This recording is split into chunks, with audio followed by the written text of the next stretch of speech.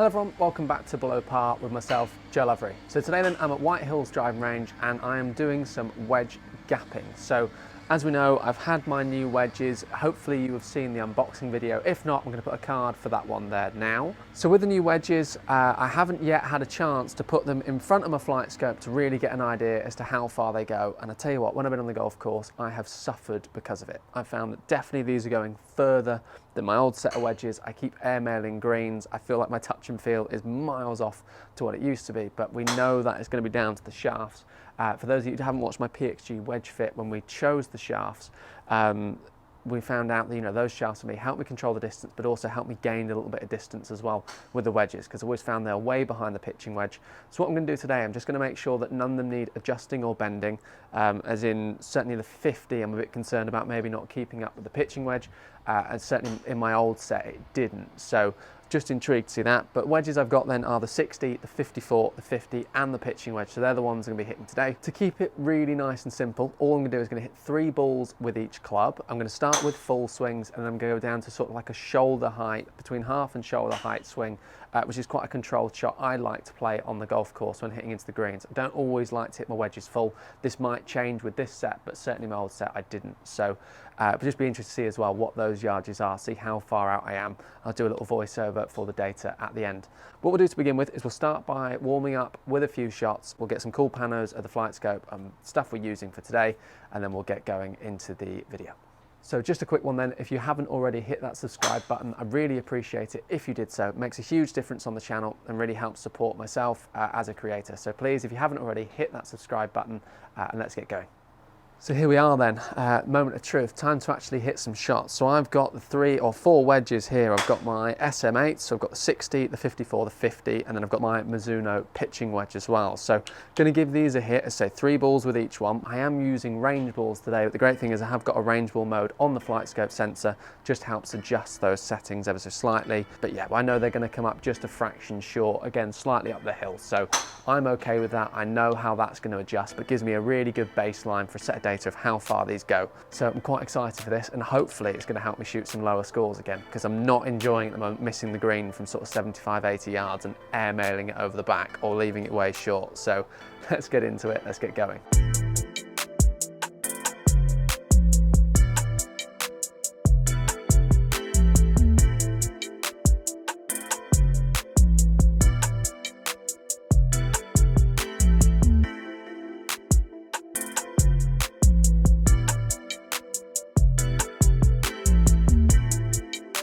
Okay, so now I've hit a few to warm up. What I'm going to do now is hit a few shots now with a 60. I'm going to hit 3 balls with each club to give myself a nice radius circle. And I'm going to start with the full swings.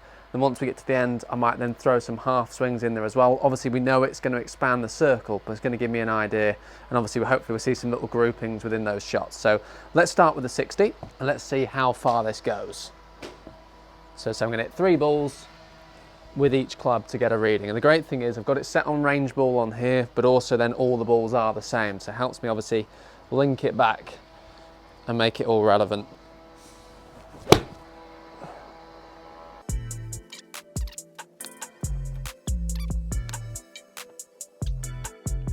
So now I've hit 3 shots with the 60. What I'm going to do now is hit 3 shots with the 54.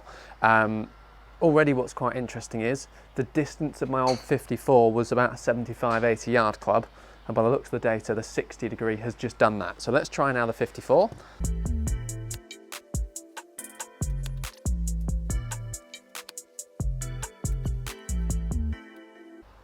Good, now hit 3 shots with the 50, exactly the same thing, same line, all full swings.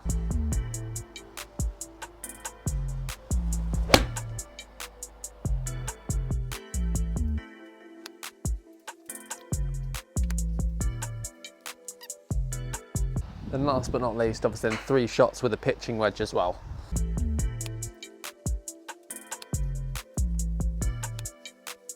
So what I'm going to do before I move on to hitting any sort of half shots, I'm going to look through the data now and try and see if there's any anomalies, any weird shots in there that don't quite match in with the others. So just going to put it on a grouping setup here, and then we're going to put all clubs so we can see everything there, and I'll screenshot that so you can see it at home.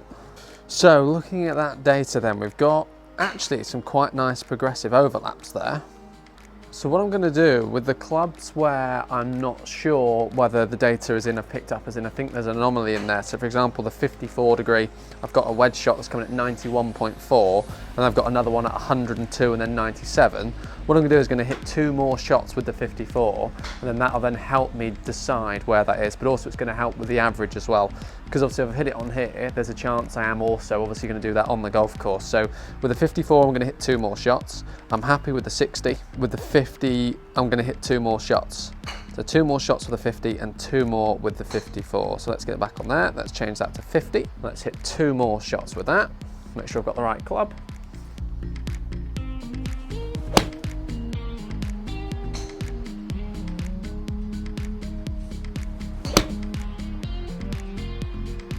So hit those pretty well, pretty similar as well. So it'll be interesting to see what that does on the numbers in a moment.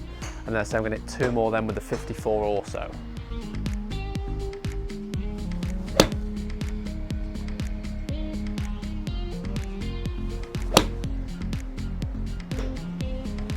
Perfect. So obviously now just hitting those extra shots. When we look at the groupings now, it's going to give us a bit of a better overall average, which is obviously what we're after. So when we look at the grouping, let's look at all clubs.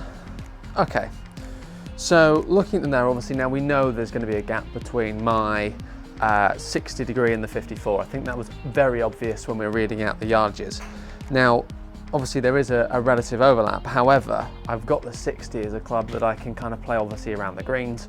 I wouldn't actually hit that many fuller shots with it. So I'd probably be more likely to go in with a 54 degree, let's say, but hitting it half or 3/4 rather than using a 60. But it's nice to know how far it goes. So just looking at the overall data, let's put it in summary mode. So I have a 60 degree coming in at 77 yards, a 54 coming in at 98, and a 50 then coming in at 112 with a pitching wedge coming in at 126 carry. Now that for me actually is quite a good set of numbers. So let's call it 80, 100, 115, 130 or thereabouts. Obviously, you know, going from a range ball into a proper golf ball, that's probably, we'll see that for me, some nice consistent numbers. Now, this explains also why when I've played on the course with these, as I said in the intro, I have struggled because to give you an idea, my 58 degree used to go 50 yards, my 54 used to go 75 to 80 yards, and then my 50 used to go about 100. So I have been airmailing some greens, which you can imagine is gonna happen when I'm using some wedges that are doing this. And I think that again is down to that shaft. The shaft obviously have gone a lot heavier in these with the S400s and their tour issue as well. So I think that's made a huge difference from the KBS I had in there before. So really happy actually with the numbers with those. What I'd like to do now is just hit some half shots with each and then just see where that comes in. So I'm going to screenshot this overall data here and we'll set it up again and we'll do it with some 3/4 feels and let's see then where that data brings us. Okay, so exactly the same thing again. I'm going to hit 3 shots with the 60 and these are going to feel a little bit more 3/4-y, kind of about shoulder height with the swing. Let's see how far these then go.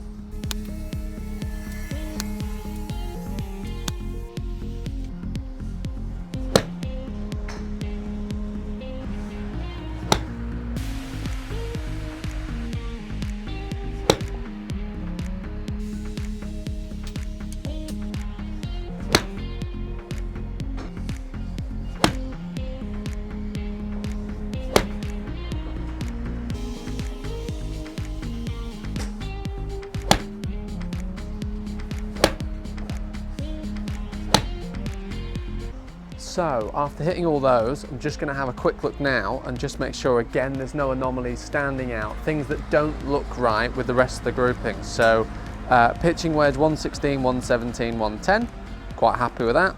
50, 97, 104, 102, very happy with that.